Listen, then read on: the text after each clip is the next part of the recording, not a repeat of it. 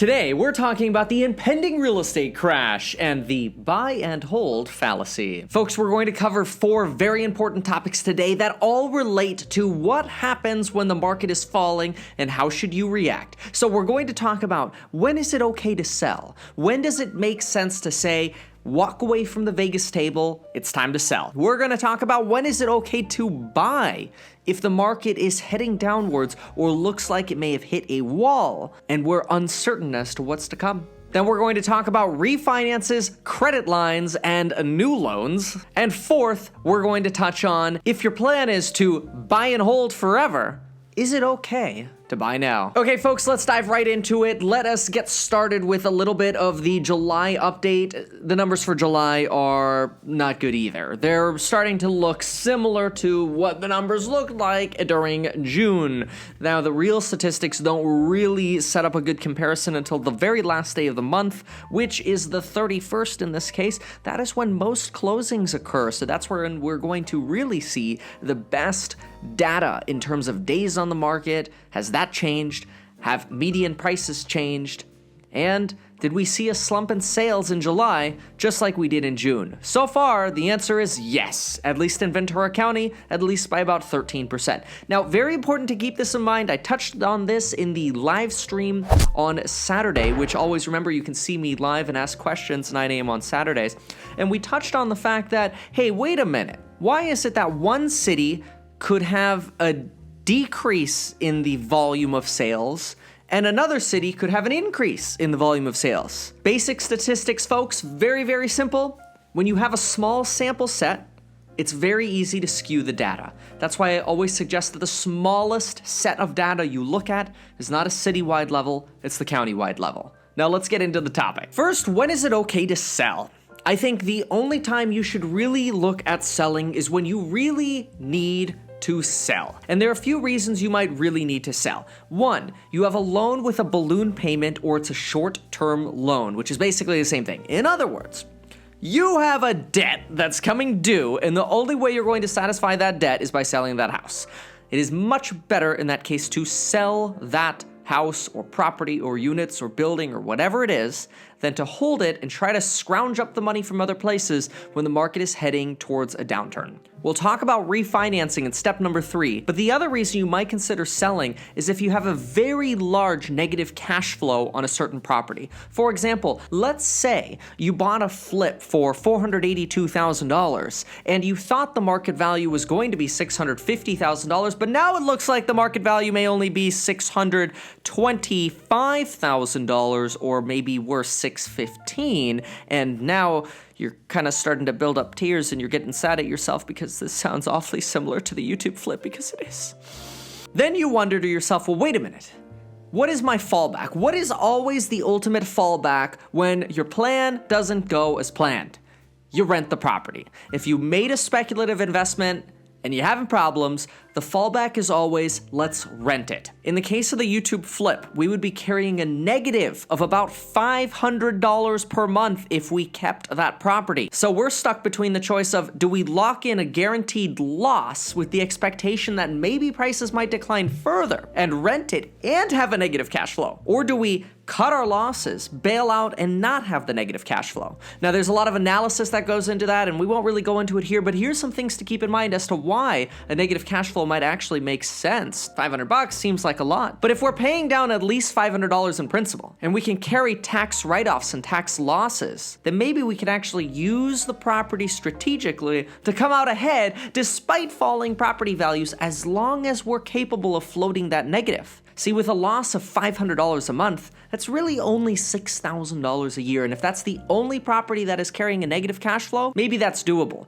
But if you have multiple properties with negative cash flows, you should probably think about selling them. If you have loans that are coming due, you should think about selling them now. Do not buy and hold, and we're going to talk more about that in number 4. The other reason it would make sense to sell right before the market is getting ready to collapse is if for whatever reason you think you can take your money out of the real estate game and park it into something else, be it gold or inverse bonds or shorting a certain stock. More power to you. But keep in mind, every time you sell a property, you lock in a guaranteed set of losses. And that guaranteed set of losses is also known as your closing costs, and they ain't cheap. It's not cheap to sell a house. So you always want to factor whatever net present value or whatever ROI you're looking for.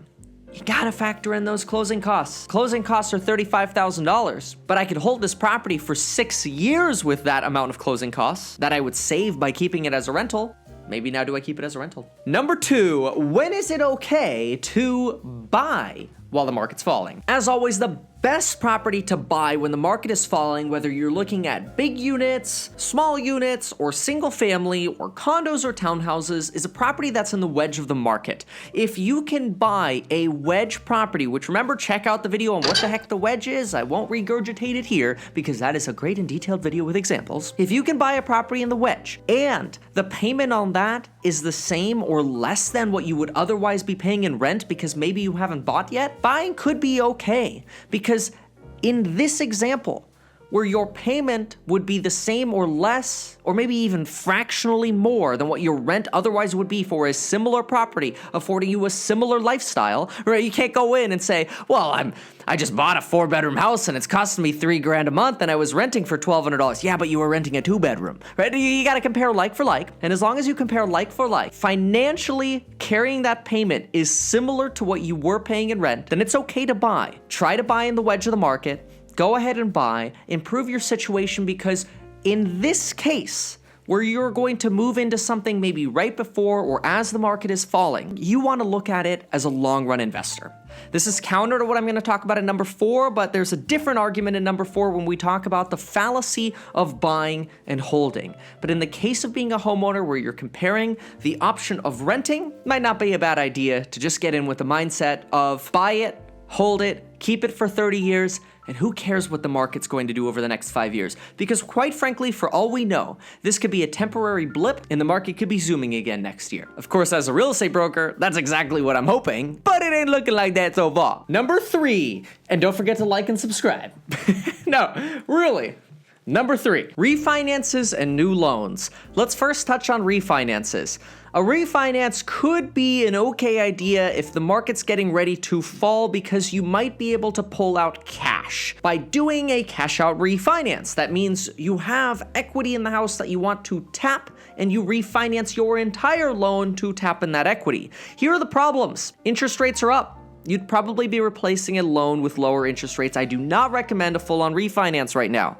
In addition to that, you're refinancing your total payment. So all of your payments, the full loan payments you're making, go up. Instead, the better option is to do a home equity or rental property line of credit. So much so that I've actually got an entire video dedicated to the home equity line of credit and rental property line of credit, probably tomorrow or the next day. So stay tuned for that video. It'll be very, very insightful, and you should definitely take advantage of that. So make sure to hit that notification bell so you do not miss that video and start taking advantage of that idea as soon as possible before comp value starts going down. Because once comp value goes down, it's gonna be very hard to get a credit line. And guess where I think we're heading? Towards comp values going down. So that's pretty short and sweet on if you already own a property. I don't suggest refinancing when rates are higher and now you're trapping yourself into a larger payment. I do recommend the credit lines, and I'm making a video to talk more in detail about credit lines specifically. But what about brand new loans? In case in number 2, you're one of those people that's like, I'm gonna buy right now. Brand new loans, very important.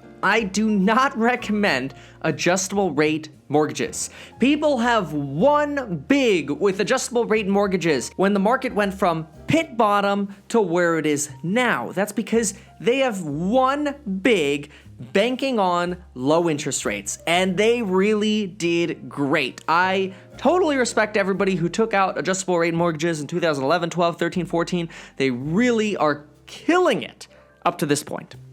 But now I think we might be ushering in an era of higher interest rates. So yes, you might be saving a little bit on your interest rate now, but with the horizon of more interest rate increases coming, even a fixed term of 5 years or 7 years does not necessarily put you in a better place in 5 or 7 years. Maybe it's okay if you expect your income to go up, but I, as a real estate broker whose income is subject to the whims of the market, do not like adjustable anything, because I like steady 80 payments. If for whatever reason that rate goes up and we happen to be in the bottom of the market and I can't refinance out of that adjustable rate mortgage and I would be taking a big loss to sell, I would kick myself really hard if my rate went up to 8 or 9%.